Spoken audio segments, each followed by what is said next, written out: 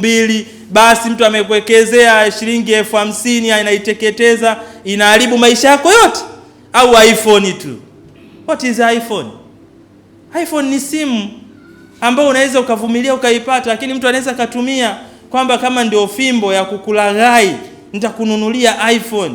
Lakini iPhone hata ukiamua kuweka bukubuku miaka yako 3 unaipata.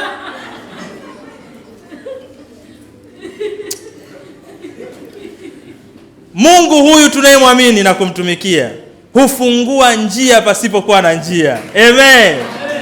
Hata kama jaribu ni gumu na ni zito, lakini yeye anatengeneza njia pasipokuwa na njia. Hebu fikirieni habari ya wana wa Israeli. Mbele bahari, nyuma majeshi ya Farao. Unachomokea wapi? Si pale unasema, haya mikononi mwako Bwana naiweka roho yangu. Lakini pale pale Mungu anamwambia Musa kapige maji. Kapiga, njia imepatikana. Akili ya kibinadamu si pale ndio ilikuwa imefikia mwisho kwamba mimi ni wa kufa. Lakini Mungu ndio pale pale. Sasa mmejua namna gani Mungu anafanya kazi.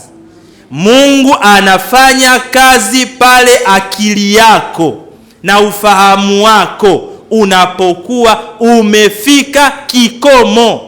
Nafasi inayobaki ya wazi ni ya Mungu, ili ukinusulika kule uje na sadaka ya shukrani na mshukuru Mungu. Unaona? Nilikuwa sina mtoto kwa miaka 7, Mungu kanijalia nimepata mtoto. Hiyo miaka 7 mawifi. Hiyo miaka 7 ndugu wa mume. Si ulipata kesheshe yake? Lakini mwaka wa 7 Mungu anakufanyia muujiza. Bwana apewe sifa. Kwa hiyo leo utoke umeimarika kwamba unaweza kuwa mtu yeyote katika dunia hii endapo hutakata tamaa, lakini utaweka imani yako kwa Mungu. Na wanasema nabii hapati heshima nyumbani kwao, lakini nimemwomba Mungu akarudishe heshima nyumbani kwangu. Bwana apewe sifa. Ni kweli wengi si mnanifahamu. Mimi si nilikuwa yule mchimba mashimo? Si mnanifahamu? Mimi si nilikuwa fundi wa madishi? Mimi nilikuwa silimi milaba kule Mazimbu ndani? Si ni mimi? Mimi si ndo ni yule nilikuwa na mwaga zege? Sasa kama Mungu amenitoa kule kwenye maisha yale, unafikiri nitamwacha Mungu kirahisi? Ni kitu gani wewe kitakutenga na Mungu na uone Mungu si kitu kwako? Je, ni fedha? Je, ni mke? Si vimeandikwa? Ni kitu gani? Ni kitu gani kitanitenga na upendo wa Mungu Baba? Si ni wimbo wetu? Je, umeona? Njaa na dhiki, je, vitakutenga na Mungu? Haya, njaa na dhiki, Mungu saitengeneza unga, alitengeneza katika njaa na dhiki. Ukikumbuka tu wale wakoma 4, kesho kutakuwa na unga mzuri katika lile lango. Si Mungu alitoa unga? Njaa na dhiki imeisha. Kingine wimbo wenu wa Bazimbu Bonde ya Baraka. Je, ni njaa na dhiki vitanitengana? Hakuna, si ndio? Kwa ina maana hata katika maisha magumu bado Mungu anaweza akaingilia kati. Bwana apewe sifa. Naomba neema ya Kristo itawale moyoni mwako, akusaidie kufungua macho ya rohoni kuona jinsi ambavyo Mungu amekuandalia maisha mazuri na hatimaye uweze kuurithi ufalme wa Mungu. Kwa sababu katika yote haya tunayoyahubiri, safari yetu ni mbinguni. Juzi katika ibada ya usiku nilikuwa nawauliza, sisi tumefungua channel nyumbani. Ukiingia YouTube ukiandika tu Ruben and Family Home Church utakutana na ibada zetu za usiku. Sisi tuna ibada za usiku nyumbani kila siku saa 1:30. Tunajifunza, tunasoma neno la Mungu, tunafafanua kwa ajili ya watoto. Kwanza kipekee naomba niwashukuru sana wazazi wangu, baba na mama, kwa neema ya wokovu hii, kulelewa katika hii familia.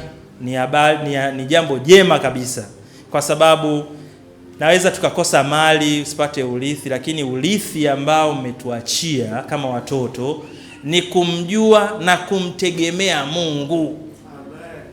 Huo ni urithi zaidi ya majumba na hekali 20 utakazowaachia wanao, kumjua Mungu. Kwa sababu wazazi wanaweza kuondoka, marafiki wanaweza kuondoka, mke anaweza kuondoka, mume anaweza kuondoka, lakini Mungu hawezi kukuacha. Wazazi wetu, mimi nawashukuru sana kutukaribisha katika neema ya uokovu. Mimi sijawahi kujuta kwamba kwa nini ni mlokole. Sijui wewe kama unawishawahi kujuta. Kwani unaweza kusema nisingekuwa nimeokoka mimi, ningekuwa nakata Kestolite, Savana, Bluto. Nisingekuwa nimeokoka Embassy, bangi, ningekuwa na faidi. Ukiona kama watu wa kule nje wanafaidi sana na wewe umebanwa eti kwa sababu tu umeokoka, basi hujamjua Mungu. Rudi kwenye drawing table, angalia, je, nimeokoka ama sijaokoka? Lakini kwa miaka takribani 23 tumeendelea kumwamini Mungu na kukaa na Mungu tangu tulipopokea neema ya wokovu. Mimi niliokoka mwaka 2003 nikiwa darasa la 7, tarehe 23 mwezi Novemba ndio niliokoka. Miaka 23 iliyopita tumeona ukuu wa Mungu katika maisha yetu, tumepita njia zote. Leo unaweza ukasema huyu jamaa anasema tu, watu wakishale wamelewa tu, hao wana maisha yao, wanaongea, wanadhani ni rahisi tu. Ni rahisi. Bila Mungu hakuna kutoboa. Na kuencourage wewe, mtegemee Mungu, mweke Mungu namba 1 katika maisha yako, kwa sababu kuna raha ya kuokoka, kuna raha ya kumgeukia Yesu na hatimaye ufike mbinguni.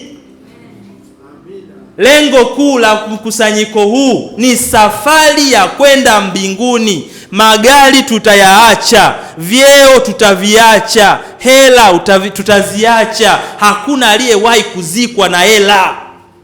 Utaviacha kwa sababu hivi ni vya duniani. Inatakiwa katika mambo yako ujue kuna mwisho. Itakuwa ni aibu na jambo la kuumiza, umeacha kunywa hayo makestolite, umeacha kwenda madisco, umeacha kufanya mambo yanayoendelea kule, unaona watu wanafaidi, mwisho unaambiwa wewe ni wa kukataliwa. Hebu tuzitafakari njia zetu. Bwana apewe sifa. Amen. Na kwa maneno haya Mungu awabariki sana kwa maneno haya ya Mungu. Amen. Basi naomba niwakaribishe watu wa mima na ratiba zao